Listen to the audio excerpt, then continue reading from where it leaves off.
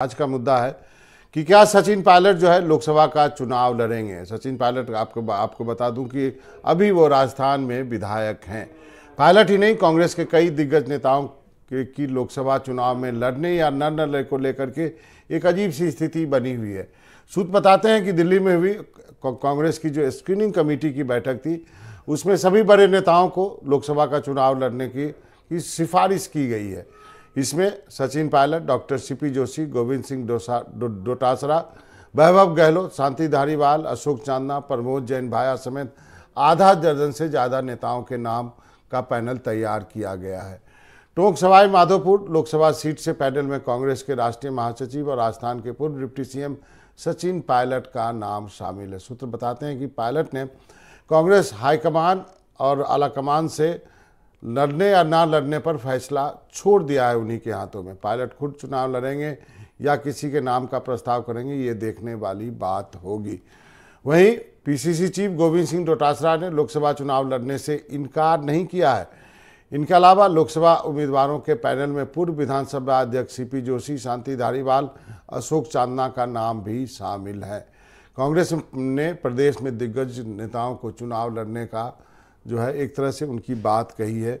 Screening committee ने 7 सीटों पर सिंगल नाम के पैनल की सिफारिश पर भी चर्चा की है। अब 7 मार्च यानी गुरुवार को कांग्रेस केंद्रीय समिति की जब बैठक होगी दिल्ली में, उस पर फाइनल मोहर लगेगी और उसके बाद लिस्ट जारी होगी। आपको बता दूं कि करीब 100 नामों की लिस्ट जो है कांग्रेस की तरफ से आ सकती है, जिसमें कि राहुल गांधी के अमेठी से और प्रियंका गांधी के रायबरेली से चुनाव लड़ने की बात भी कही जा रही है। तो देखते हैं क्या होता है कि कौन कौन कहां से चुनाव लड़ता है। आपको बता दूं कि अशोक गहलोत के बेटे वैभव गहलोत जो है जालोर सिरोही से चुनाव लड़ सकते हैं। हालांकि वो जोधपुर से पिछली बार चुनाव लड़े थे और चुनाव हार गए थे। क्या गठबंधन की सीटें भी जो है कुछ पार्टियों को दी जाएगी, इस बात पर भी कांग्रेस को फैसला लेना है। तो हमारे साथ स्टूडियो में नीरज हैं, राजेश जी हैं हमारे साथ, वरिष्ठ पत्रकार हैं, अरुण हर्ष हैं हमारे वरिष्ठ सहयोगी हैं, रवीश टेलर भी हैं हमारे साथ, हमारे सहयोगी हैं। सबसे पहले नीरज, क्या खबरें छन के आ रही है? क्योंकि जानकारी के अनुसार सभी बड़े नेताओं को, चाहे छत्तीसगढ़ हो चाहे राजस्थान, कहा गया चुनाव लड़ने के लिए। मेरी जानकारी के अनुसार छत्तीसगढ़ के पूर्व मुख्यमंत्री बघेल साहब भी चुनाव लड़ रहे हैं लोकसभा का। बाबा, तमाम वरिष्ठ नेता जो हैं उनको कांग्रेस पार्टी चाहती है लोकसभा चुनाव लड़ाया जाए, तभी जो फाइट है ये लोकसभा चुनाव की, यानी जो राजस्थान का रण है, ये टक्कर का हो पाएगा। देश भर में भी इसी तरीके के हालात हैं, लेकिन राजस्थान में कई नेताओं के चुनाव लड़ने पर संशय बना हुआ था और नेताओं की ओर से आगे बढ़ करके कोई बयान नहीं आ रहा था। इसलिए चिंता की लकीरें खींची हुई थी कि क्या डोटासरा, गहलोत, सचिन पायलट जैसे नेता जो हैं ये क्या चुनाव लड़ेंगे। भंवर जितेंद्र सिंह का क्या होगा, हरीश चौधरी का क्या होगा, रघु शर्मा जैसे नेता क्या सांसदी का चुनाव लड़ेंगे। जयपुर शहर के पूर्व कांग्रेस अध्यक्ष और कैबिनेट मंत्री रहे प्रताप सिंह खाचरियावास क्या चुनाव में उतारे जाएंगे। इसके अलावा ताराचंद भगोरा जैसे नेता जो हैं क्या उनको मैदान में उतारा जाएगा।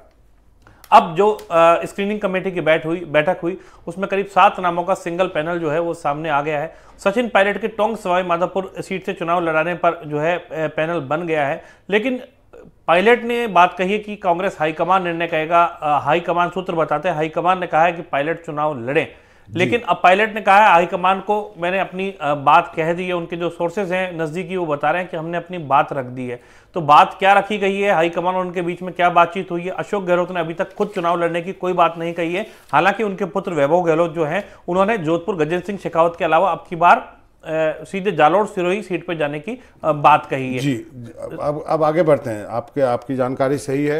जो आलाकमान चाहता है सभी बड़े कांग्रेस के नेता चुनाव लड़े। राजेश जी के पास चलते हैं। राजेश जी, क्या आपको लगता है कि कोई विधायकी छोड़ के चुनाव लड़ने में ज़्यादा इंटरेस्टेड होता नहीं है? यदि खासकर ये दिक्कत उन राज्यों में होती है जहां पार्टी जो है पावर में हो।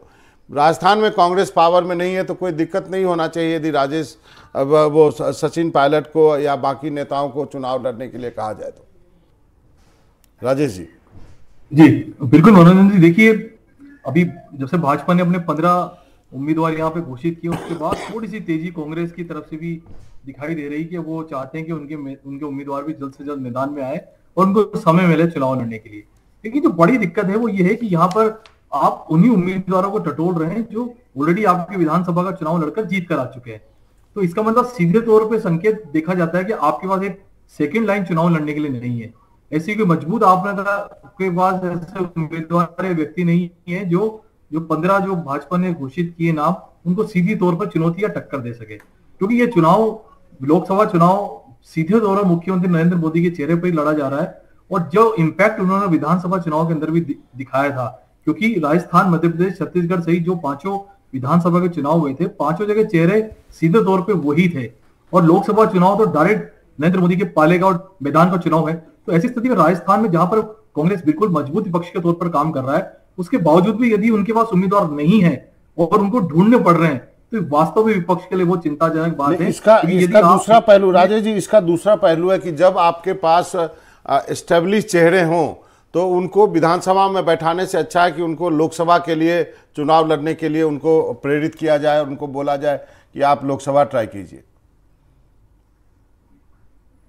बिल्कुल, मैं मानता हूं कि आप ऐसा कोशिश करना चाहिए, क्योंकि आपके पास, आप विपक्ष में बैठे हैं और आपके पास इस वक्त पूरा समय है कि आप अपनी पार्टी को मजबूत बनाने के लिए यहाँ पर काम करें, चुनाव लड़ें और मैदान में आकर सीधे तौर पर चुनौती दें। क्योंकि अगर वही चेहरे यहाँ पर सफलतापूर्वक काम कर सकेंगे विपक्ष के तौर पे, जो मजबूत हैं और जनता के भी जिनकी पेट है, सचिन पायलट हो, अशोक गहलोत हो, गोविंद सिंह डोटासरा हो, शांति धारीवाल हो, इनको सब लोग जानते हैं और ये राजस्थान के चर्चित चेहरे हैं। तो निश्चित तौर पर यदि आला कमान इनको लोकसभा चुनाव लड़ने के लिए अवसर देती है, तो मानकर चलिए कि एक मजबूत जो है कांग्रेस यहाँ पर एक मजबूत ताकत के रूप में दिखाई देगी और एक कह सकते हैं कि सीधे तौर पर भाजपा के लिए ये वन साइडेड चुनाव नहीं रहेगा। जरूर राजेश जी, आऊंगा। इसका दूसरा मतलब भी है कि क्या आला कमान गहलोत के लिए कुछ और सोच रहा है और सचिन पायलट के लिए दिल्ली बुलाने की क्यों सोच रहा है, इस पर भी आऊंगा। लेकिन पहले अरुण जी के पास चलते हैं, हमारे वरिष्ठ सहयोगी अरुण हर्ष जोधपुर से। अरुण जी, मुझे ये बताइए कि छोटे गहलोत जो हैं, वैभव गहलोत, उन्होंने अपनी सीट क्यों बदल ली है? देखिए बाबा, अगर बात की जाए जिस तरह से विधानसभा चुनाव में जो बीजेपी ने रणनीति अपनाई थी, उसके बाद में जोधपुर में अभी भी हालात सुधरे नहीं है और लोगों को अभी भी उम्मीद है कि जिस तरह से बीजेपी ने गजेंद्र सिंह शेखावत को तीसरी बार टिकट दिया है, तो बीजेपी के कार्यकर्ताओं में और जोधपुर की जनता में जो है कांग्रेस के प्रति जो थोड़ी नाराजगी थी विधानसभा चुनाव के दौरान, वो अभी उनको नजर आ रही। उनके सर्वे में लग रहा था कि जोधपुर से वैभव गहलोत को अगर टिकट दिया जाता है तो वो जीत नहीं पाएंगे और यही कारण है कि अब उन्होंने लगा है कि जालोर से जो है उन्हें अगर टिकट दिया जाता है तो वो वहां निकाल सकते हैं। लेकिन हालांकि वहां भी स्थिति थोड़ी टफ है। बाबा, सबसे बड़ी बात है जिस तरह से पार्टी ने, हाईकमान ने कहा है कि पुराने नेताओं को जो है मौका देना चाहिए और उनको आगे लाना चाहिए, तो लेकिन इसमें कहूँ सचिन पायलट ने कहा था कि युवाओं को मौका देना चाहिए। और अगर बात की जाए तो जिस तरह सेकंड लाइन के युवा कार्यकर्ता है वो आज भी इसी उम्मीद में, और पिछली बार विधानसभा चुनाव में कई ऐसे लोग थे जो टिकट के लिए दावेदार थे, जो सर्वे हुआ था उसमें भी उनका नाम था, उस सब के बावजूद उनको टिकट नहीं दिया गया था। यानी कि कह सकते हैं कांग्रेस की जो सेकंड लाइन के जो कार्यकर्ता है वो आज उम्मीद लगाए बैठे हैं लोकसभा चुनाव में शायद उनका नंबर आ जाए। लेकिन जिस तरह से आला कमान ये कह रहा है कि सीनियर नेताओं को उतारा जाए, तो अब ये देखना है कि आला कमान की रणनीति पे कार्यकर्ता कितने जुट पाते हैं। बाबा जी, रवीश जी ये बताइए, टोंक से बात हो रही है, उसी क्षेत्र से लोकसभा चुनाव जो है सचिन पायलट को लड़ाने की, क्या वहाँ की जनता का क्या रिएक्शन होगा यदि वो लोकसभा लड़ते हैं? तो जी बिल्कुल कहा जा सकता है कि सचिन पायलट का नाम तेजी से उभरा है और सचिन पायलट ने जहां फैसला आलाकमान पे छोड़ा है, वहीं यह भी कहा गया है पार्टी के लेवल पे कि सचिन पायलट तय करेंगे कि खुद लड़ेंगे या लड़ाएंगे। लेकिन ये खबरें हैं, महत्वपूर्ण बात यह है कि सचिन पायलट अगर टोंक से चुनाव लड़ते हैं तो जनता का, उनके समर्थकों का यही मानना है कि सिर्फ इस सीट को सचिन पायलट ही निकाल सकते हैं। इसकी एक बड़ी वजह है, एक तो दूसरी बार लगातार विधायक हैं, गुर्जर वोटों की अच्छी खासी तादाद है और जातिगत जो समीकरण बैठते हैं, क्योंकि जिस तरह 3 चुनाव की अगर बात करें परिसमन के बाद, तो पहला चुनाव 2009 में हुआ था, उसमें नमो नारायण मीणा जीते थे 347 वोट से। लेकिन उसके बाद जो 2 चुनाव हुए हैं, उन दोनों चुनाव के अंदर जो है सुखबीर सिंह जोनापुरिया ने 1.5 लाख और 1 लाख से अधिक वोटों की जीत हासिल की है। कांग्रेस जहां से 2 बार मीणा को टिकट दे चुकी है, 1 बार माइनॉरिटी से लड़ाया गया था अजरुद्दीन को, वो भी प्रयोग असफल रहा था। तो ऐसी सूरत में भाजपा यहां से गुर्जर कार्ड खेलती है और तीनों जो टिकट दिए गए अब तक 3 चुनाव में परिचालन कार्ड वो गुर्जर जाति से दिए गए। तो उस सूरत में कहीं ना कहीं इस सीट को देखा जा रहा है कि सचिन पायलट एकमात्र ऐसे नेता हैं जो जीत की स्थिति में नजर आते हैं। उनके समर्थकों में भी इस बात को लेकर उत्साह है, लेकिन महत्वपूर्ण बात यह है कि क्या सचिन पायलट विधानसभा विधायक हैं वो छोड़ेंगे, दिल्ली के लिए हाँ करेंगे? क्योंकि एक बात सचिन पायलट आखिरी में ये भी रख सकते हैं पार्टी के सामने कि अगर मुझे चुनाव लड़ा जा रहा है तो अशोक गहलोत को भी चुनाव लड़ाया जाए। लेकिन ये बात तो है कि पहले चुनाव लड़के जीते तो तब तो विधायकी छोड़ने की बात होगी, पहले जीतना महत्वपूर्ण है ना रवीश जी। जी बिल्कुल, कहा जा सकता है कि सचिन पायलट एक चेहरा है और चुनाव वो लड़ेंगे। अगर वाकई चुनाव लड़ेंगे, वो यहां से लड़ते हैं तो एक चुनाव बड़ा रोचक भी हो जाएगा। और जो समीकरण है जिस तरह की, क्योंकि नमो नारायण ने 2009 में जिस तरह की जीत हासिल की थी, एक छोटी जीत थी, लेकिन जातिगत जो समीकरण है, क्योंकि लगभग 2 लाख से ज्यादा इस क्षेत्र में गुर्जर हैं, एसटी का जो है 3 लाख से ज्यादा का यहाँ वोट है, माइनॉरिटी का वोट 2 लाख से ज्यादा का है, और एससी का वो जो वोट है इस सीट पर 21 लाख टोटल वोट हैं, उसमें से 4 लाख से ज्यादा एससी के भी मतदाता हैं। तो उस सूरत में अगर एक बड़ा चेहरा, युवा चेहरा आता है तो निश्चित तौर पे कहा जा सकता है, क्योंकि कांग्रेस को अब इस सीट से सचिन पायलट से ही उम्मीद है। चलिए, बहुत अच्छा विश्लेषण किया आपने। राजेश जी, आपके पास आता हूं। तो एक इसका दूसरा मतलब ये निकाला जाए, यदि आप सचिन पायलट को कहते हैं लोकसभा का चुनाव लड़िए और अशोक गहलोत को नहीं कहते हैं, उनके बेटे के लिए आप करते हैं, तो क्या आला कमान सचिन पायलट को दिल्ली की राजनीति के लिए अभी भी उपयुक्त समझ रहा है और अशोक गहलोत के हवाले एक बार फिर राजस्थान छोड़ रहा है? इस पर आपकी क्या टिप्पणी है? जी देखिए, इस पे कई सारे पहलू है, क्योंकि जब विधानसभा चुनाव आप लड़ रहे थे यहाँ पे और पूरे 5 साल गहलोत और पायलट के बीच जो क्राइसिस रही उसको सारी देश ने देखा और साथ पार्टी ने देखा।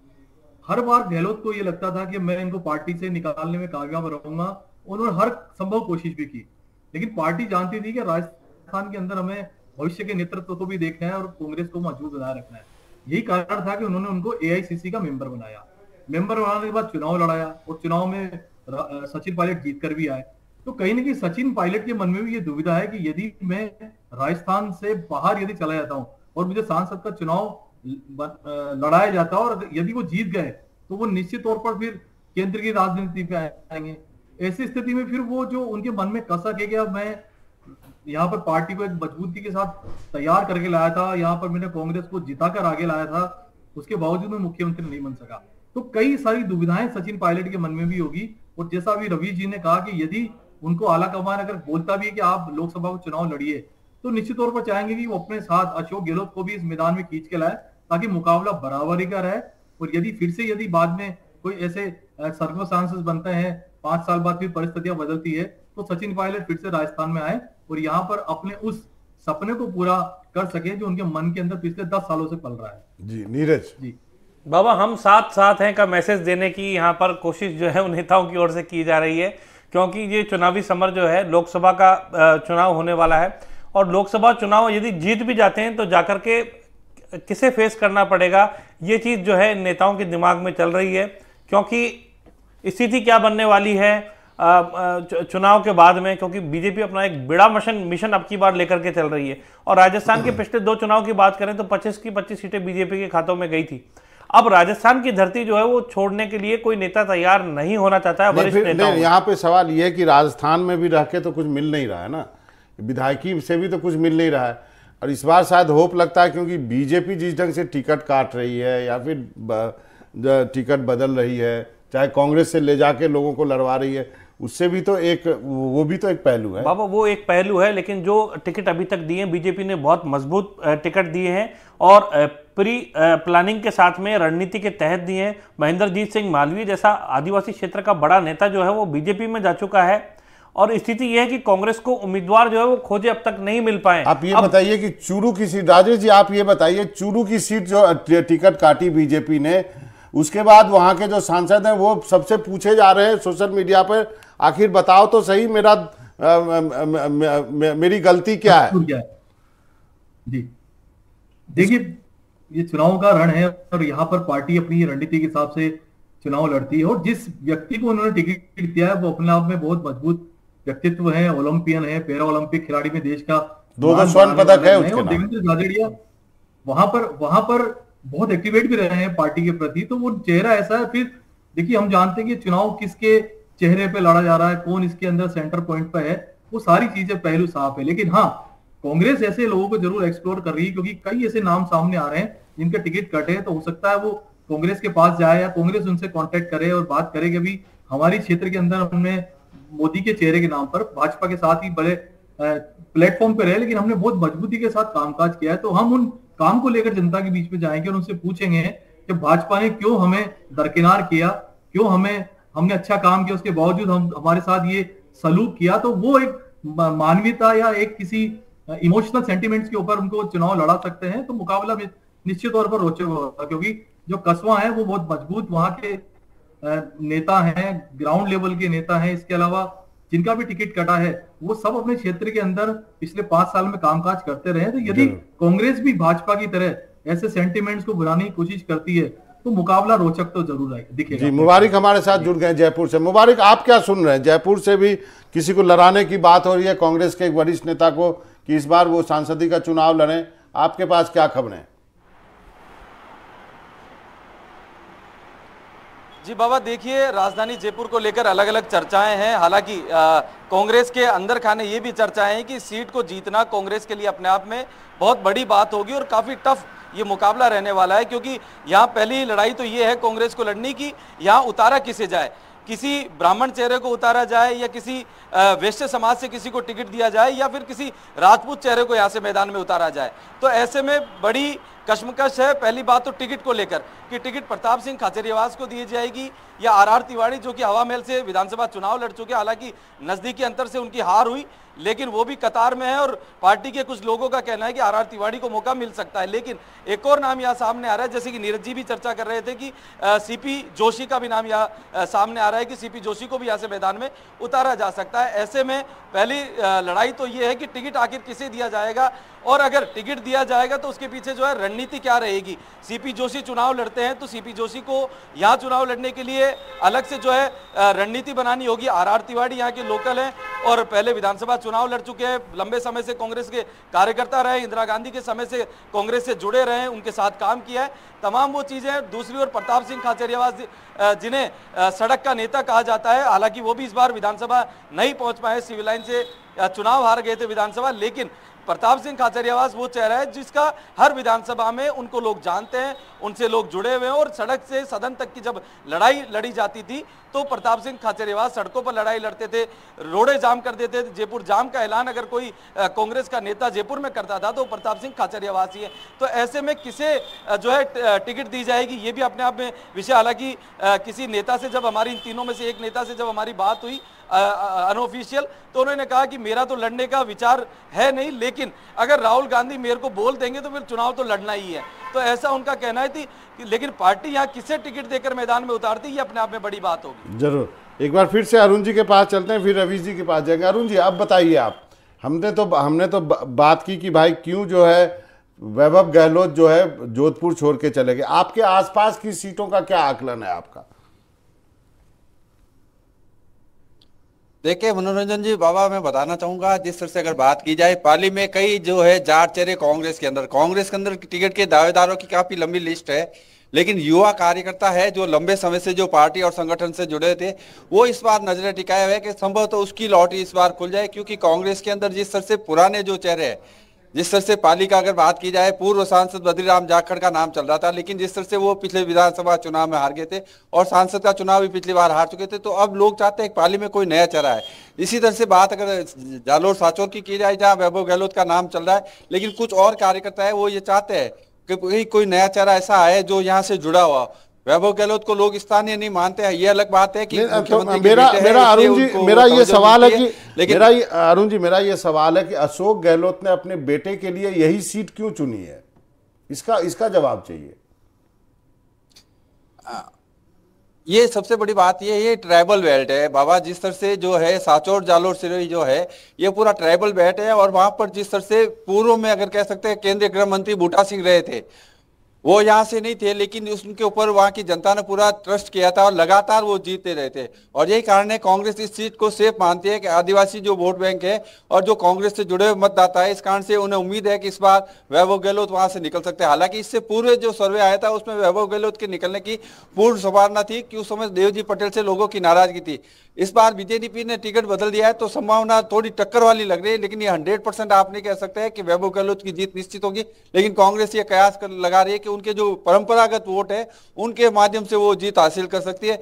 लेकिन सबसे बड़ी बात है कि जो है इस बार भी जो बीजेपी ने मिशन रखा 25 की 25 राजस्थान की लेने के लिए, और जिस तरह से राम मंदिर का मुद्दा पिछले दिनों उद्घाटन हुआ था, उसके बाद में जिस तरह से एक छवि बन रही है मोदी की, उसको लेकर भी लोग देख रहे हैं कि अब कांग्रेस किसको टिकट देती है, उसके हिसाब से वो अपना मतदान का प्रयोग करेंगे। बाबा जी अरुण जी, रवि जी आपके पास आता हूं, 1 मिनट रुकिएगा। पहले एक छोटा छोटा आंसर मुझे लेना है राजेश जी और नीरज से। राजेश जी, संक्षेप में चाहूंगा, अशोक गहलोत ने तो जरूर होमवर्क किया होगा ना अपने बेटे के लिए। अशोक गहलोत तो नहीं चाहेंगे कि दूसरी बार भी वो हार जाए और उसका फिर उस पर ठप्पा लग जाए कि ये जीत ही नहीं सकता है। अब बिल्कुल देखिए, अशोक गहलोत राजस्थान की राजनीति नहीं, देश की राजनीति के अंदर एक अच्छे पॉलिटिशियन माने जाते हैं और वो बहुत गहराई से किसी चीज का अध्ययन करते हैं। आप ये मानकर चलिए कि इस लोकसभा की भी सारी स्ट्रेटेजी उनके पूरे कैलकुलेशन दिमाग के अंदर है। यही सोच के वो अपने बेटे के लिए एक सेफर सीट चाहते हैं, क्योंकि अभी हर्ष जी ने बताया कि कांग्रेस का एक गढ़ रहा है लंबे समय, जालोर सिरोही, बूटा सिंह वहां से जीतते रहे हैं, तो कहीं ना कहीं से कांग्रेस के एक अच्छे सेंटीमेंट्स वहां पर है। लेकिन जैसे अभी गजेंद्र सिंह शेखावत को फिर से टिकट दिया है, बहुत मजबूत उम्मीदवार वहां से हैं, जल शक्ति मंत्री के रूप में उन्होंने स्टेट के लिए बहुत अच्छा काम किया है। और आते ही जैसी सरकार आई, सबसे पहले उन्होंने ईआरसीपी का जो एक बड़ा मुद्दा था उसको पेश किया, फिर यमुना जल को लेकर उन्होंने काम किया, फिर देवास परियोजना को लेकर एक एक करके जिस तरह से उन्होंने कामकाज किया, तो कहीं ना कहीं अशोक गहलोत के मन में बात तो थी। दूसरा, दोनों के ऊपर एक दूसरे के डिफेमेशन के केस चल रहे हैं, जिसके अंदर कई बार जो है शेखावत का पलटा भारी दिखाई देता है, क्योंकि वो कुछ प्रैक्टिकली साबित नहीं कर पाए। तो सारे पहलू जिसके अंदर गहलोत को कैलकुलेशन निश्चित तौर पे की होगी और चाहते हैं कि उनका बेटा सेफर सीट से चुनाव लड़े। नीरज, संक्षेप में। बाबा देखिए, जालोर सिरोही क्षेत्र के अंदर कुल 8 विधानसभा की सीटें आती हैं, और अगर यहाँ बात करें तो आदिवासी और एससी बाहुल्य क्षेत्र जो है ये माना जाता है। यहाँ पर आपको बता दें 4,05,826 जो है ये तो एससी मतदाता हैं, जबकि अगर एसटी मतदाताओं की बात करें तो 3,25,485 यहाँ पर है, जबकि मुस्लिम मतदाता भी 72,729 यहाँ पर मतदाता हैं। और ये जो टोटल अगर हम बात करें, पिछली बार देवजी पटेल जो थे वो यहाँ से सांसद रहे थे, अब की बार एक नए चेहरे को लुम्बाराम चौधरी को मैदान में उतारा गया। तो एक ये संभावना बन रही है कि लुम्बाराम चौधरी के सामने अगर वैभव गहलोत का मुकाबला होता है तो नए चेहरे के सामने, चूंकि वैभव गहलोत पहले भी चुनाव जो है जोधपुर से लड़ चुके हैं और अशोक गहलोत का खुद की एक राजनीतिक छाप और राजनीतिक जो एक पकड़ है वो सियासत के अंदर काफी अच्छी है, और बूटा सिंह जो है यहाँ से चुनाव पहले जीतते रहे, तो निश्चित रूप से एक संभावना यहाँ बनती है और इस बार स्थिति जो है रोचक मुकाबले की यहाँ बन सकती है, क्योंकि आदिवासी को वैसे भी कांग्रेस अपना परंपरागत वोट बैंक मानती रही है। क्योंकि यदि इस बार जो है वैभव गहलोत हारते हैं तो अशोक गहलोत के लिए भी अच्छा नहीं संदेश जाएगा। रवि जी, अंतिम सवाल है मेरा आपसे, टाइम बहुत कम है, आप बताइए टोंक और उसके आसपास के, टोंक के लिए तो आपने बोल दिया कि सचिन पायलट उपयुक्त होंगे, आसपास के इलाकों में क्या फीडबैक है आपके पास? पूरी तरह कहा जा सकता है अजमेर की सीट है जहां पर भी गुर्जर वोटों की तादाद ज्यादा है, वहीं कोटा की सीट है, जयपुर जो है वो सीट भी है। तो सचिन पायलट या कोई भी नाम आता है, क्योंकि बीजेपी ने इस सीट को होल्ड पर रखा है नामों की घोषणा में। इसकी एक बड़ी वजह यह भी है कि 15 में से एक महिला को टिकट दिया है। ऐसी सूरत में पिछली बार 3 टिकट दिए थे, तो कहीं ना कहीं महिलाओं के लिए और ज्यादा विकल्प है, क्योंकि 14% जो है टिकट दे चुकी है बीजेपी। तो क्या टोंक से भी कोई 3 से 4 नाम ऐसे हैं, जिसमें सौम्या गुर्जर का भी नाम है, सुनीता भैंसला का भी नाम है, अलका सिंह गुर्जर का भी नाम है। लेकिन एक जो रणनीति है बीजेपी की, क्योंकि फ्रंट फुट पे बीजेपी है, तो वो इंतजार कर रही कहीं ऐसा ना हो कि हम यहां से गुर्जर चेहरे को उतार दे, सचिन पायलट को कांग्रेस उतार दे। तो कहीं ना कहीं बीजेपी के जहन में यह है कि आसपास की जो सीटें हैं उनको ध्यान में रखकर जो है आगे कदम उठाया जाए, क्योंकि पिछला इतिहास बताता 2 चुनाव का कि 1 लाख और 1.5 लाख इतनी बड़ी जीत हासिल करने वाले व्यक्ति का टिकट रोका गया है। तो कहीं ना कहीं कुछ बीजेपी के पास भी इनपुट है कि हो सकता है पायलट यहां से चुनाव लड़कर जो है और सीटों के समीकरण ना बिगाड़ दे। तो जातिगत समीकरणों को भी ध्यान में रखकर बीजेपी आगे बढ़ रही है। जरूर कोई भी रणनीति जो बनाया जाता है उसके पीछे एक पुख्ता जो है एक वो काम करता है, चाहे कि कोई भी स्ट्रेटेजी जो होता है उसको लेकर कर जरूरी। नीरज आपका, राजेश जी आपका, अरुण जी आपका और रवीश जी आपका और मुबारक आपका बहुत बहुत शुक्रिया आप सबका जुड़ने के लिए। आज का मुद्दा में मनोरंजन भारती को इजाज़त दीजिए, लेकिन कहीं जाइएगा नहीं। एनडीटीवी राजस्थान पे खबरों का सिलसिला लगातार जारी है।